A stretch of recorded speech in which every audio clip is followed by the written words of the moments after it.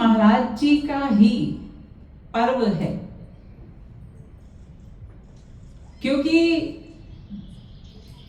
जगत गुरुत्तम तो हमारे श्री महाराज जी ही हुए।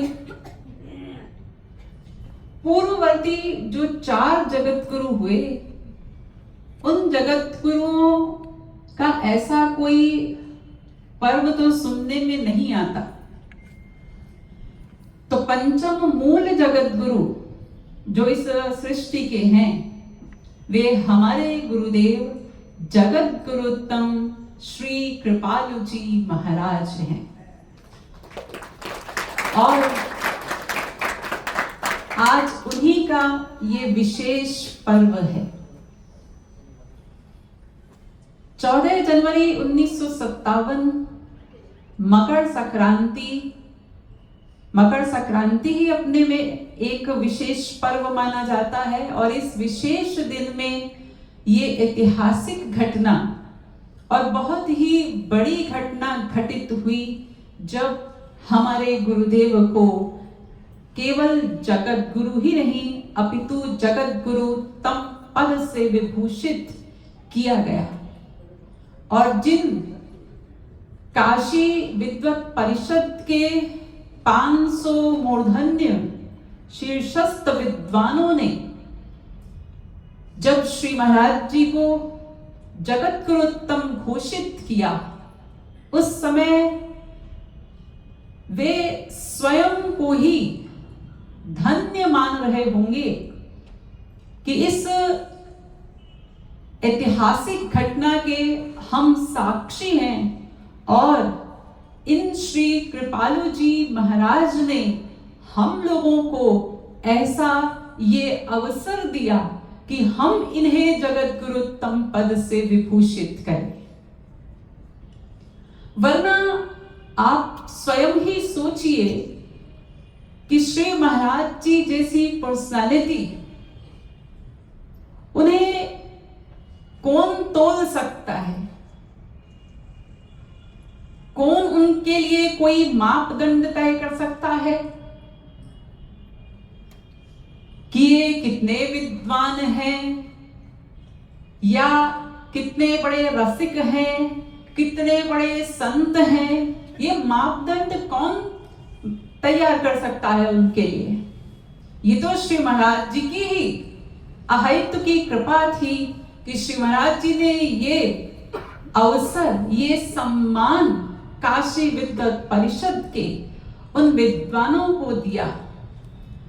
और इसके पीछे एक कारण ये भी था कि संसार के लोग जो बड़े बुद्धि लगाते हैं, हर बात में तर्क करते हैं, तो उनके सामने एक ये स्थान रखना, ये एक घटना दिखाना कि हाँ, ये काशी के विद्वान हैं और इनके द्वारा हमें सम्मानित किया गया है, ये तो हम लोगों की हम लोग जो छोटी बुद्धि रखते हैं, जिसे श्री महाराज जी कहते हैं 2 अंगुल की खोपड़ी, शायद हम लोगों को दिखाने के लिए इस प्रकार की घटना ये की गई। वरना श्री महाराज जी वे तो अपने आप में ही सिद्ध महापुरुष, जिनके लिए अवतारी महापुरुष कहा गया, जिनके लिए उन साधकों के, आप सब साधकों के भी स्वयं के अनुभव है कि वे स्वयं साक्षात भगवत स्वरूप ही हैं। और श्री महाराज जी ही हमारे ऐसे जगत गुरु हुए जिनका कोई गुरु नहीं था, और वे स्वयं जगत गुरु, कोई गुरु नहीं। आप लोगों ने श्री महाराज जी के मुख से सुना है ना, विनोद में श्री महाराज जी कहते थे, ना गुरु न चेला, कृपालु फिरे अकेला। कोई गुरु नहीं, क्योंकि गुरु की आवश्यकता किसे पड़ती है? गुरु की आवश्यकता तो एक साधक को पड़ती है, जिसे साधना करते हुए उस पथ पर आगे बढ़ना है। तो मार्ग में जो कठिनाइयां आएंगी, उसे उन कठिनाइयों से कौन निकालेगा? उसके बुद्धि में जो प्रश्न आएंगे, उन प्रश्नों का समाधान कौन करेगा? उसके अंतःकरण की शुद्धि कौन करवाएगा? अंतःकरण शुद्धि होने के पश्चात उस अंतःकरण में प्रेम का, भक्ति का दान कौन करेगा? तो ये इसलिए एक गुरु की आवश्यकता पड़ती है। लेकिन श्री महाराज जी उनके कोई गुरु नहीं हुए, क्योंकि उन्हें किसी गुरु की आवश्यकता ही नहीं थी। वे तो स्वयं सिद्ध महापुरुष, सिद्धों को गुरु की क्या आवश्यकता। और फिर हमारे श्री महाराज जी पूर्ववर्ती जो भी जगत गुरु हुए, उन सब जगत गुरुओं को अपनी विद्वत्ता सिद्ध करने के लिए पूरे भारत का भ्रमण करके जहां जहां विद्वान रहते थे उन विद्वानों को परास्त करना पड़ा, यानी अपनी विद्वत्ता दिखानी पड़ी। उसके बाद जब समस्त भारत के विद्वानों को परास्त कर लिया उन्होंने, तब उनको जगत गुरु घोषित किया गया। यानी उन्हें इतना परिश्रम करना पड़ा कि हर जगह जा जाकर के अपनी विद्वत्ता को सिद्ध करना पड़ा। लेकिन श्री महाराज जी ऐसे जगत गुरु हुए इतिहास में, जिन्हें अपनी विद्वत्ता सिद्ध करने के लिए अनेकों जगह भ्रमण नहीं करना पड़ा। काशी विद्वत परिषद ने स्वयं उन्हें आमंत्रित किया, और श्री महाराज जी ने जब वहां अपने वक्तव्य को रखा, 9 दिन तक जब श्री महाराज जी का वहां पर प्रवचन हुआ, और उस प्रवचन में जिस प्रकार से श्री महाराज जी ने तर्क रखे, शास्त्र वेदों के प्रमाण रखे, उन्हें सुनकर वहां के विद्वान वे सब स्तंभित हो गए कि इतना ज्ञान ये कैसे संभव है। इतनी अल्प आयु में, 34 वर्ष की आयु थी श्री महाराज जी की उस समय,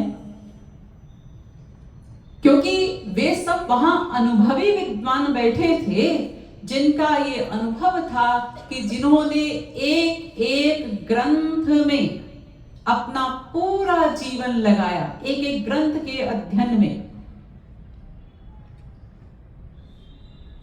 लेकिन 34 वर्ष की अल्पायु में कोई कैसे समस्त शास्त्र वेद उपनिषद आदि सबको प्रमाणित करते हुए अपना वक्तव्य रख सकता है?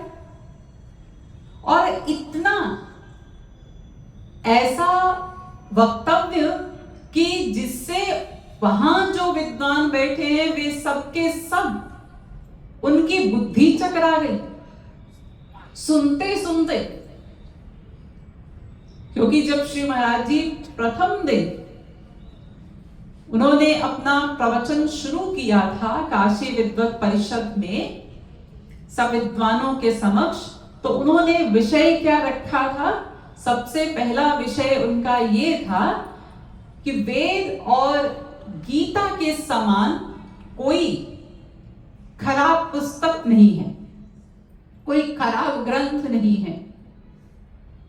और केवल एक वाक्य कहा हो ऐसा नहीं, इसे सिद्ध किया। कैसे सिद्ध किया?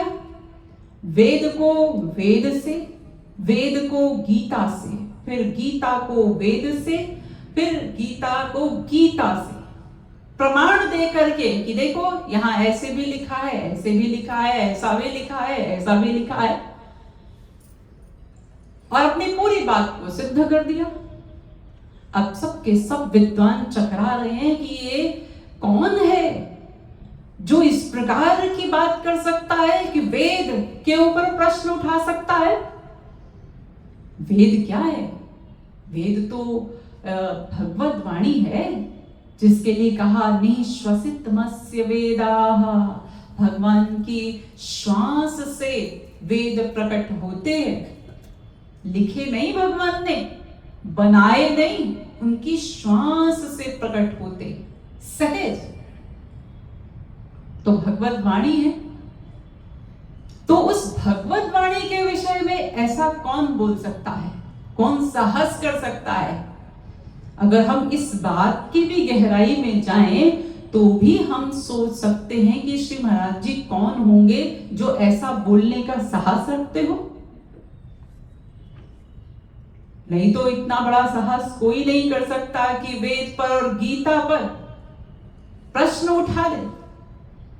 तो श्री महाराज जी ने उस समय प्रश्न भी उठाया, उसको सिद्ध भी किया और दूसरे दिन फिर ये सिद्ध किया कि वेद और गीता के समान और कोई श्रेष्ठ ग्रंथ ही नहीं, ये भी सिद्ध कर दिया।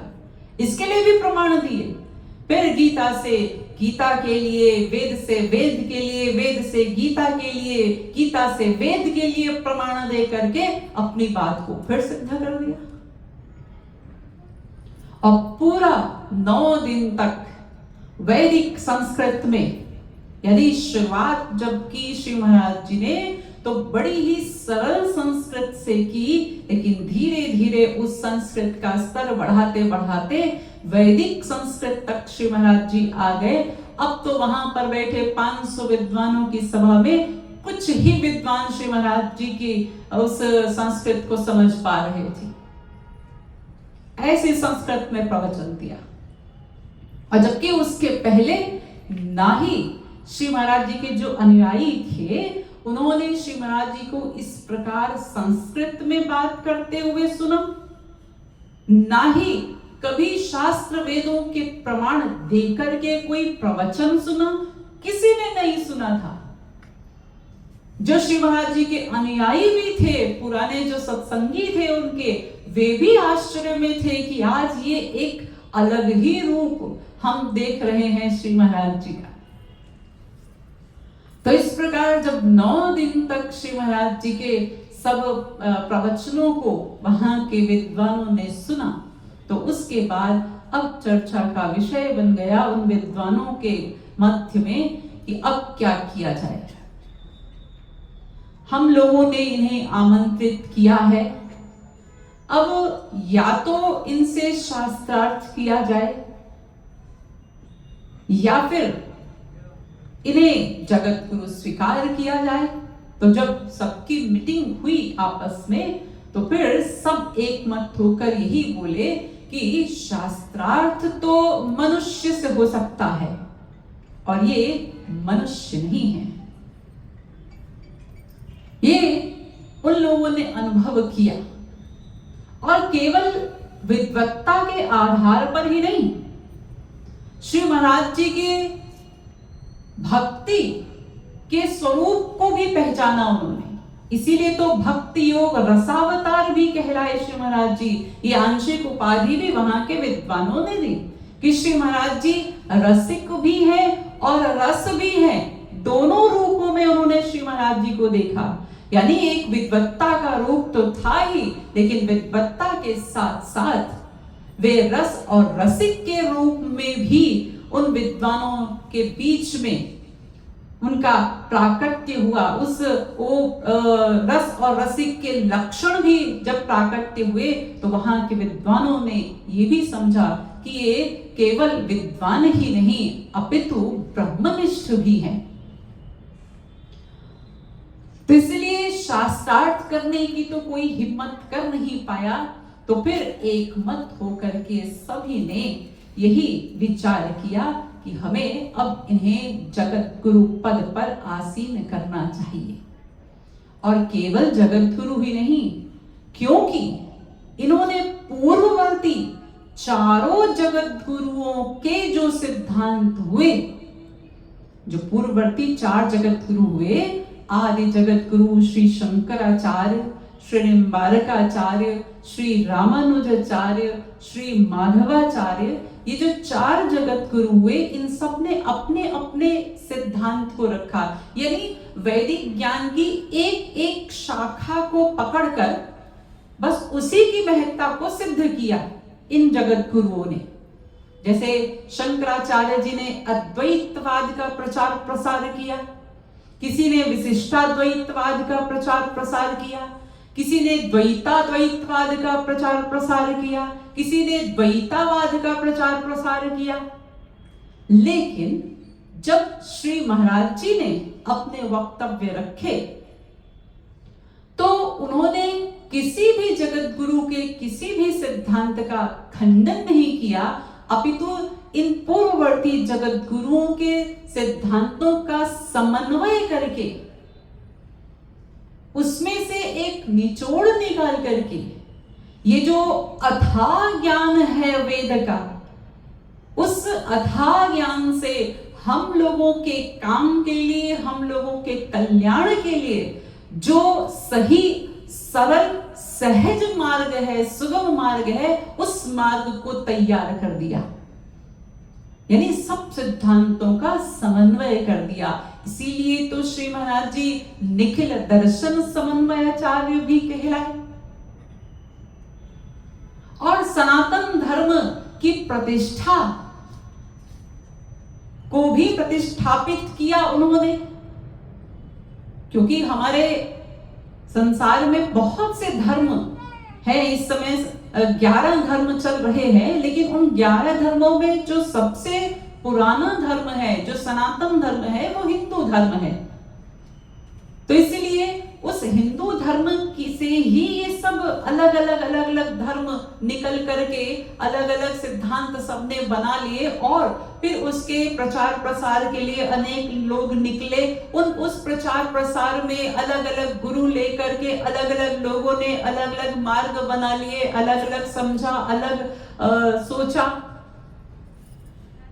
लेकिन सनातन धर्म ही सबका मूल अधिष्ठान है, ये श्री महाराज जी ने सिद्ध किया। तो इसीलिए ये जो आज का दिवस है, जगत गुरुत्तम दिवस, ये हम लोगों के लिए बहुत ही महत्वपूर्ण दिन है। क्योंकि हमारे जो ये श्री महाराज जी जगत गुरुत्तम के रूप में हम लोगों के समक्ष जब आए, तो ये जगत गुरुत्तम की उपाधि भी उन्होंने हम लोगों के कल्याण के लिए ही तो स्वीकार की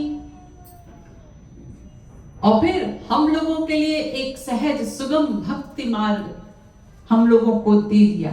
क्योंकि जितना उलझन है हमारे शास्त्रों वेदों में, तुलसीदास जी ने भी कहा, श्रुति पुराण बहु कहे उपाई, छूटे ना अधिक अधिक उरुझाई। इतने सारे मार्ग हैं कि उसमें से छूटना, यानी एक प्रश्न कोई लेकर जाएगी, इसका उत्तर हमको मिल जाएगा, हम शास्त्र वेद पढ़ लेते हैं, लेकिन उसका उत्तर नहीं मिलता बल्कि और उलझ जाता है जीवन। इसीलिए तो कहा गया, आचार्यवान पुरुषो ही वेद, ये शास्त्र वेदों को अपनी बुद्धि से मत पढ़ो, वास्तविक संत की शरण में जाओ। वो हम सबको, हमारे लिए सब कुछ सहज बना सकते हैं, सरल बना सकते हैं। वरना अपनी बुद्धि से पढ़ने जाओगे, एक प्रश्न का उत्तर ढूंढने चलोगे, हजारों प्रश्न लेकर चले आओगे। तो हमारे श्री महाराज जी ने ज्ञान का जितना प्रचार प्रसार किया, वेदों के ज्ञान का, और आप लोग जिन्होंने श्री महाराज जी के वर्षों से प्रवचन सुने हैं, आप लोग भी इतने ज्ञानी हो चुके हैं कि आप लोग भी यदि किसी पंडित आदि से तर्क करने लगे तो आप जीत जाएंगे उस तर्क में, उस पंडित को आप हरा सकते हैं। और सामने वाले भी सोचेंगे कितना ज्ञान है। तो ये ज्ञान कहां से आया?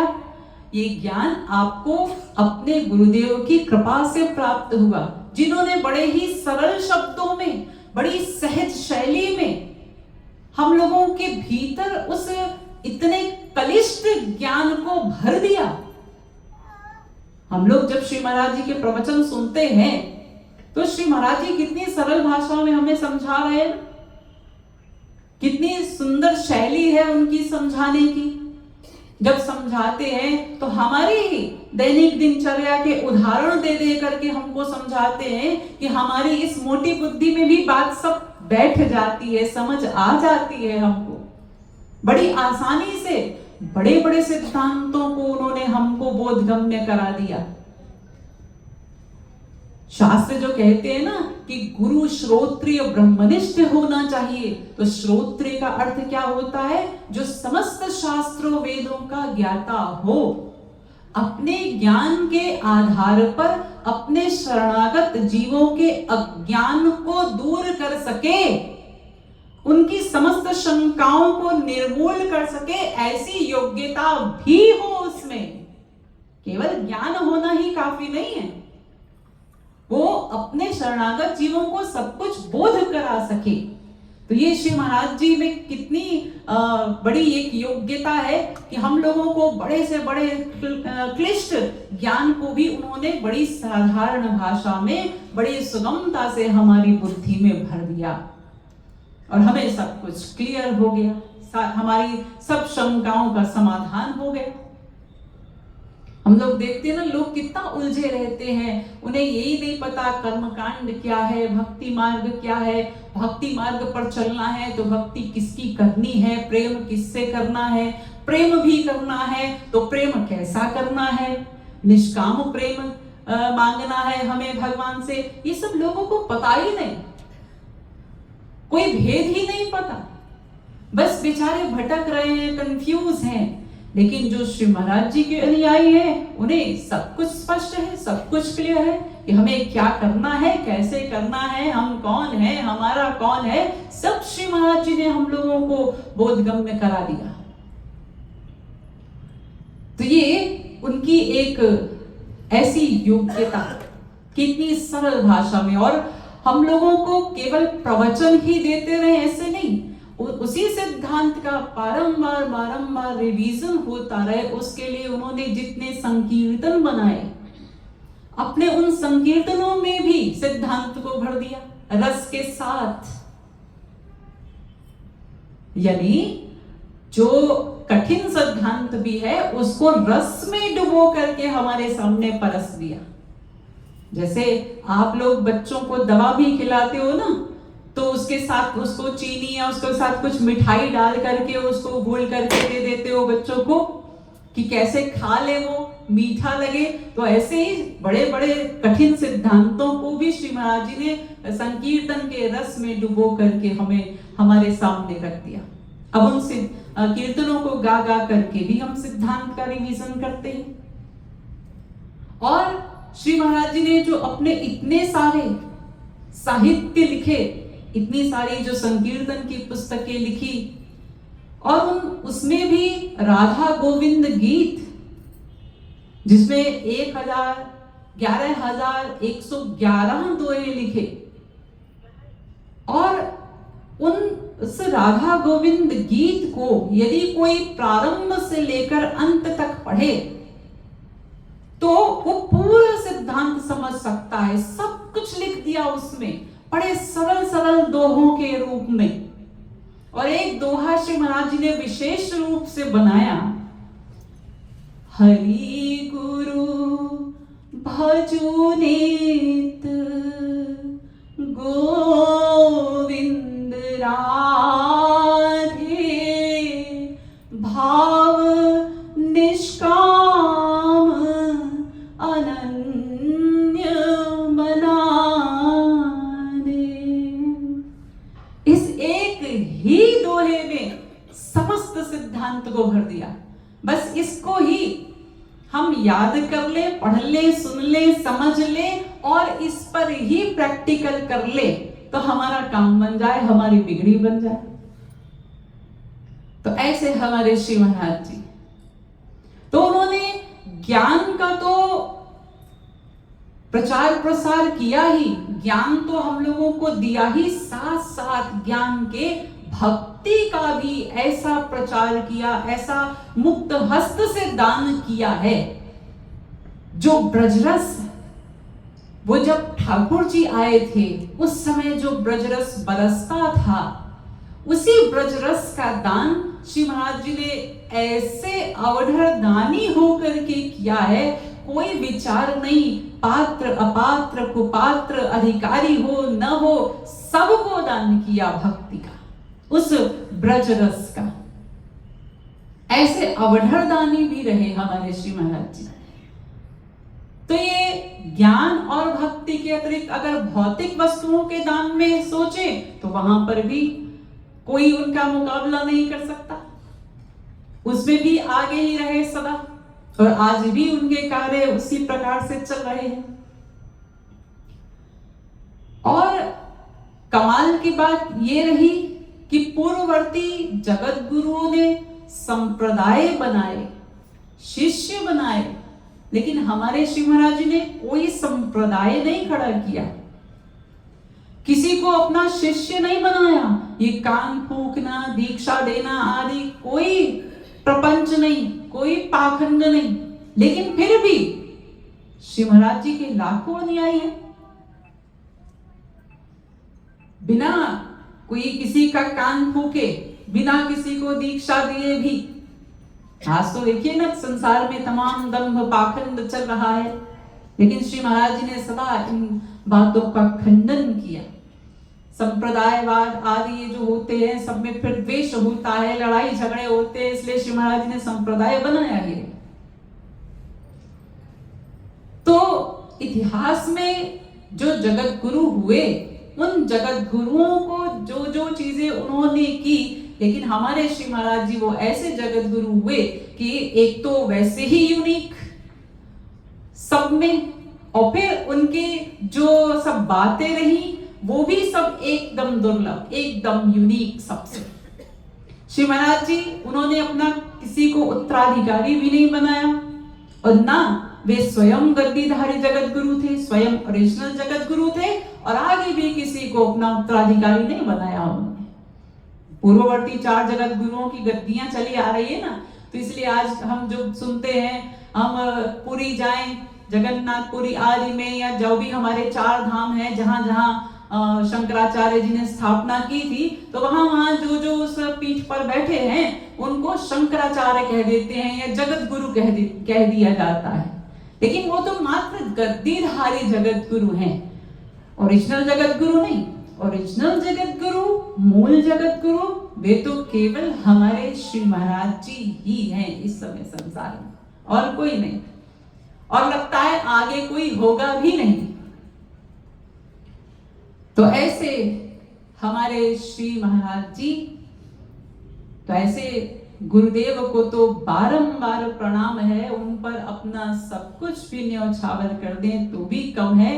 इतने बड़े विद्वान, इतनी विद्वत्ता और इतना बड़ा पद, उसके पश्चात अगर आप लोग उनके स्वभाव को देखें, उनके व्यवहार को देखें, तो जितना बड़ा पद उतना ही नीचे आकर के उन्होंने हम जैसे जीवों को व्यवहार दिया, प्रेम दिया।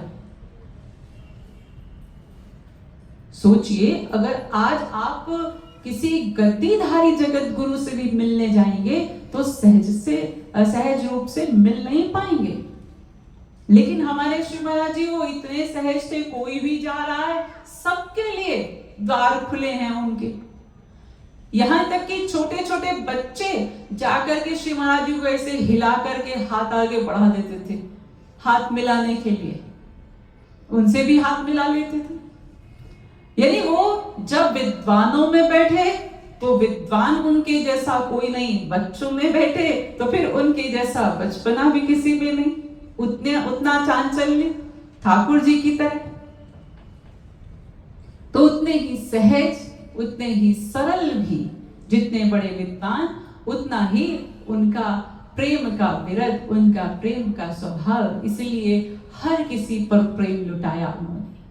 जिन लोगों ने भी श्री महाराज जी का साक्षात सानिध्य पाया है वे लोग इस बात को समझ सकते हैं कि श्री महाराज जी से मिलना कितना सहज था और कितने प्रेम से वे हर किसी से मिलते थे। पहली बार मिलने वाले को भी ये एहसास नहीं होता था कि हम श्री महाराज जी से पहली बार मिल रहे हैं, पहली बार इनका दर्शन कर रहे हैं। कभी कभी बड़े बड़े अधिकारी, बड़े बड़े कोई ऑफिसर, वीआईपीज भी आते थे मिलने के लिए, तो श्री महाराज जी उनसे भी ऐसे ही मिलते थे जैसे अपना कोई पुराना सत्संगी हो, और उस अधिकारी को, उस वीआईपी को भी ऐसा लगता था कि हाँ, इनसे तो जैसे पहले भी हमारा कोई संबंध रहा है, क्योंकि बात ही वे ऐसे करते थे, इतने प्रेम से, इतनी सहजता के साथ। तो ऐसे हमारे गुरुदेव रहे हैं, यानी वे इतनी बड़ी पर्सनालिटी हैं। तो हम लोग बारंबार ये तो चिंतन करते हैं हमारे महाराज जी हैं, हमारे महाराज जी हैं, लेकिन ये आज का दिन विशेष रूप से ये चिंतन करने का है कि हमारे श्री महाराज जी वे सृष्टि के इस वर्ल्ड के कितनी बड़ी पर्सनालिटी है, जगत गुरुतम। हम लोग को भी भीतर से कैसा लगता है ना कि एक प्राउड फीलिंग कि हम लोग किसके अनुयायी हैं। अरे जगत गुरुतम श्री कृपालु जी महाराज के अनुयायी हैं। आप कहीं पर भी जाइए, किसी भी मठ में किसी अन्य कोई धर्म गुरु आदि हो, वहां जाकर बस श्री महाराज जी का नाम भर लीजिए कि हम उनके सत्संगी हैं, तो देखिए वे लोग भी ऐसा सम्मान देते हैं। अच्छा, आप कृपालु जी के सत्संगी हैं, आप वो जगत गुरु जी के सत्संगी हैं, नाम भर सुनने से। तो हम लोगों को ये भी याद रखना है और ये भी भीतर से एक महिमा का ज्ञान भी रखना है कि हमारे श्री महाराज जी वे जगत गुरुतम भी हैं। हमारे महाराज जी तो है ही, लेकिन साथ ही उनकी इतनी बड़ी पर्सनालिटी है। तो जब हम उनकी इस पर्सनालिटी को भी ध्यान रखेंगे ना, फिर जब उनके सहजता को देखते हैं, उनके विरत को देखते हैं, जैसे आप लोग बात करते हैं ना, संसार में अगर आप किसी वीआईपी से मिलते हो तो आप क्या कहते हो, अरे ये प्रधानमंत्री हैं, लेकिन जब हमसे मिले इतना प्रेम से उन्होंने हमसे बात की, इतने सरल हैं वो। जबकि प्रधानमंत्री ऐसे बात करते हो ना, आपको कितना अच्छा लगता है ये सोच करके कि इतने बड़े पद पर हैं और देखो हमसे कितने अच्छे से मिले। तो ऐसे जब आपको ये महिमा ज्ञान रहेगा कि अरे श्री महाराज जी क्या पर्सनालिटी हैं, और फिर उन्होंने हम जैसे जीवों पर कैसे प्रेम लुटाया, तो फिर जब उस प्रेम को याद करेंगे आप, तो फिर आपका हृदय स्वयं ही भर आएगा कि हम जैसे पतित जीव जो उनके समक्ष खड़े होने के भी योग्य नहीं, तो और हम जैसे जीवों को उन्होंने हृदय से लगा लिया, हमसे बात कर ली, हमें अपने हाथ से प्रसाद भी खिला दिया, हमसे हाथ भी मिला लिया, हमको देख करके मुस्कुराए भी, हमारी ओर कृपा दृष्टि भी डाली उन्होंने। तो जब ऐसा आप उस चिंतन को करेंगे और ये भीतर से रियलाइजेशन होगा, तो सोचिए आपका हृदय कितना गदगद होगा उस समय। तो ऐसे हमारे श्री महाराज जी हैं, इसलिए ये महिमा ज्ञान भी साथ साथ रखना चाहिए। हमारे गुरुदेव तो वो हैं ही। जगत गुरुतम श्री कृपालु जी महाराज